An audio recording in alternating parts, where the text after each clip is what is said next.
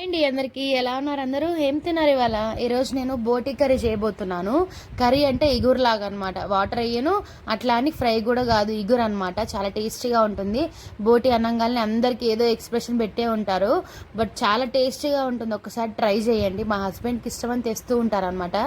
So ఆయననే wash చేసిస్తారు నీట్గా. నేను చేస్తాను, నేను కూడా తింటాను. చాలా బాగుంటుంది. మీరు ఒకసారి ట్రై చేయండి. ఇగురులాగా చాలా టేస్టీగా సూపర్గా ఉంటుంది.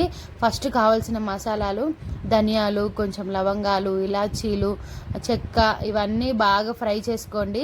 మీరు మిక్సీకి వేసుకునేటప్పుడు కొంచెం కొబ్బరి కూడా వేసుకోండి, సరిపోతుంది. మసాలాలు ఎప్పుడప్పుడు ఫ్రెష్గా తినడానికి ట్రై చేయండి, చాలా బాగుంటుంది. ఫ్రెష్గా ఉంటే టేస్ట్ వేరేగా ఉంటుంది స్టోర్ చేసుకోవడం కంటే కూడా. సో తర్వాత ఆయిల్ వేసుకొని ఆనియన్, పచ్చిమిర్చి, టమాటాలు వేసుకొని బాగా ఫ్రై చేసుకోండి. ఇది ఇగురులాగా ఉంది కాబట్టి నేను గ్రేవీలాగా వాటర్ ఏం వాడను కాబట్టి ఇన్ని ఆనియన్స్ వేసుకున్నాను. మీరు ఫ్రై కావాలంటే ఓన్లీ 1 ఆనియన్ వేసుకోండి.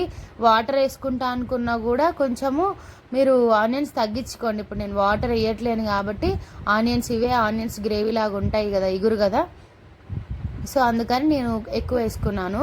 మీకు నచ్చకపోతే మీరు చేసుకునే ఐటెంని బట్టి ఆనియన్స్ తగ్గించుకోండి. ఫ్రై అయితే టమాటాలు వేసుకోకూడదు, ఓన్లీ ఆనియన్స్ వేసుకొని పచ్చిమిరపకాయలు వేసుకొని ఫ్రై చేసుకోవాలన్నమాట. ఇవి ఫ్రై అయిన తర్వాత బోటీ చూసారా నీట్గా ఉడకబెట్టుకొని కట్ చేసుకొని బాగా ఒక 10 టైమ్స్ వాష్ చేసుకుంటే నీట్గా అవుతుంది అనమాట. ఇది చూసారు కదా, ఇట్లా అనమాట. మా హస్బెండ్ ఎంతో కష్టపడి పాపం 1/2 అవర్ పడుతుంది ఆయన క్లీన్ చేయడానికి, బట్ స్టిల్ మంచిగా టేస్టీగా ఉంటుంది, హెల్తీ కూడా. ఒక్కసారి మీరు ట్రై చేయండి. మా మమ్మీ అయితే బోటి గుడాలని చెప్పి చేస్తుంది అనమాట. ఇదే బోటీలో మన శనగలు ఉంటాయి కదా, చిన్న శనగలు, నాటు శనగలు అంటారు చూడండి.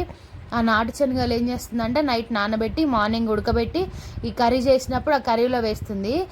మసాలాలు అవన్నీ పట్టి అసలు చాలా సూపర్గా ఉంటుంది. బోటి గుడాలు ఎవరికైనా తెలిస్తే కమెంట్ చేయండి.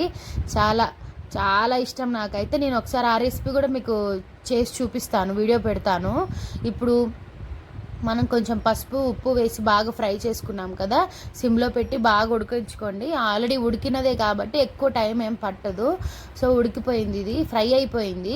దాని తర్వాత కొంచెం కారం వేసుకోండి. కారపొడి ఎక్కువ వేసుకోకండి, కొంచెం కారం వేసుకొని బాగా ఫ్రై చేసుకొని మళ్ళీ ఆ కారం కూడా బాగా ఫ్రై అవ్వాలి. కొంచెం ఆయిల్ తేలుతున్నట్టు అనిపిస్తుంది కదా, చూసారు కదా, ఆయిల్ తేలుతున్నట్టు అనిపించింది. సో ఇది కూడా వేగిపోయింది అనమాట. ఇది వేగిన తర్వాత కొంచెం సేపు పెట్టుకోవాలి. కొంచెం సేపు పెట్టుకొని ఇట్లా ఆయిల్ అంతా పైకి వచ్చిన తర్వాత ఇంకా మసాలా పొడి మనం ఫస్ట్ ఫ్రై చేసుకున్న ఉంటుంది కదా, అదంతా పౌడర్ చేసుకొని కొబ్బరి కూడా వేసుకోండి. మిక్సీకి వేసుకునేటప్పుడు కొబ్బరి వేసుకొని ఇంకా కాసేపు ఒక 5 మినిట్స్ ఉండి దించుకోండి. సో మన బోటి కర్రీ రెడీ అయిపోతుంది. ప్లీజ్, నేను వంటలు ఎంతో కష్టపడి చేస్తున్నాను, కష్టపడి వీడియోలు తీస్తున్నాను. 10 నిమిషాల్లో అయిపోయేది వీడియో వల్ల 1/2 అవర్ పడుతుంది. సో ప్లీజ్ నాకు సపోర్ట్ చేయండి. ఇంకా మంచి మంచి వీడియోస్ మీకోసం పెడతాను. Thank you for